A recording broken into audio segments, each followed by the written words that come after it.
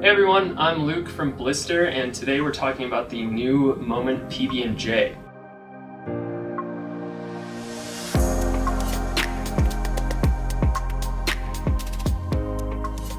This ski was tweaked for the 2019-2020 season, and we just got a pair.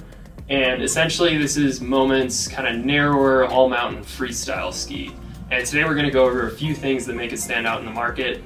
This is a pretty unique ski in the all-mountain freestyle category. It's right around 100 millimeters underfoot, but it has a lot of rocker, both in the tip and the tail. This ski was originally created as a narrower version of their 116 millimeter wide Wildcat, and it has a very similar rocker profile. While that rocker profile doesn't look that odd on the Wildcat since it's so wide, it looks a lot more notable on a ski this narrow.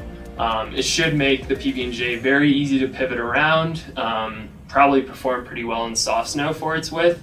But one thing we're curious about is how well it's going to carve on really firm snow, because a ski right around 100 millimeters underfoot we're probably going to be using on firmer days in the park, stuff like that. The other thing that makes this ski stand out is its weight.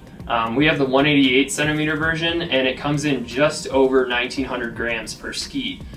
For a ski that big, it's quite light, like a lot of Moment's current skis.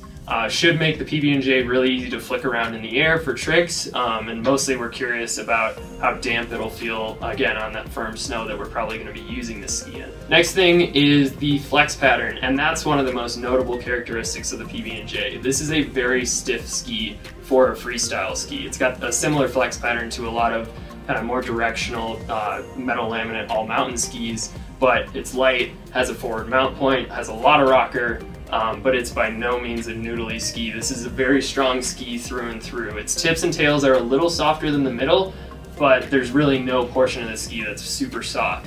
That should equate to very supportive landing platform when you're throwing big tricks, and we're really curious about how that's going to interact with the generous rocker profile on this ski. We imagine that some other skis we've used that are stiff and have a lot of rocker, you can still kind of butter them and bend them because you have that leverage point due to the rocker profile, and we're curious to see if that's the case with the PB&J. As I touched on earlier, this is a freestyle ski, and it's got a mount point that reflects that. The mount point is right around -5 centimeters from center, so not dead center like a straight up park ski, but much more forward than more directional, traditional all-mountain skis. Finally, the update that Moment made for the 1920 season to the PB&J was they switched to a dual radius side cut. So essentially, there's a different radius in the back, different radius in the front, and they list the average radius for those two as 23 meters for this 188 centimeter length. The radius goes down the shorter you go with the ski.